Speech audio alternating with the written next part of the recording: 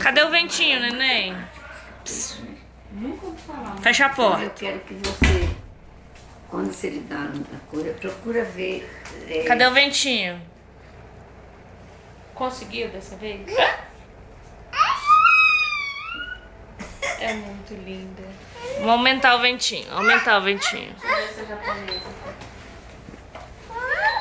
Como é que faz pra saber? Pra ver... Vamos botar é o do... É só que Mãe. faz o Google. Vamos botar é o do...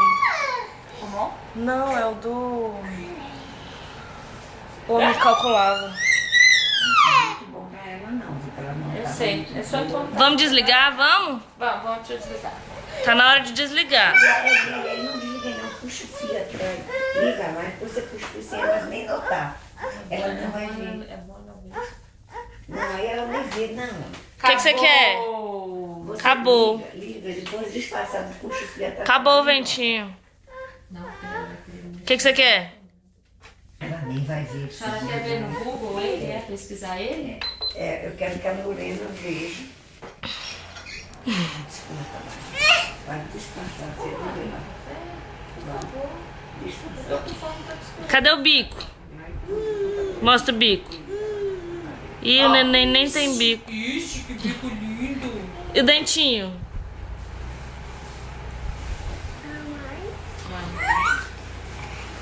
Vou desligar. Pode desligar? Acabou?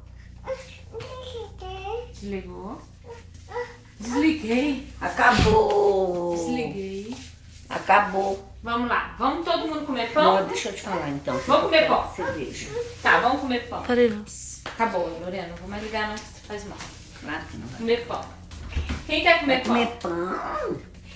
Bota prenda na porta, prenda. Prenda a porta com prenda, bota Fecha a porta, fecha a porta. Bota a coruja. Fecha a porta, neném. Fecha a porta. É pra abrir, não é pra fechar. Prenda a coruja, vá, bota a coruja pra fechar, pra prender a porta. Fecha a porta. Fechar ou abrir, então você manda fechar, manda. Deixa eu te falar então agora uma coisa.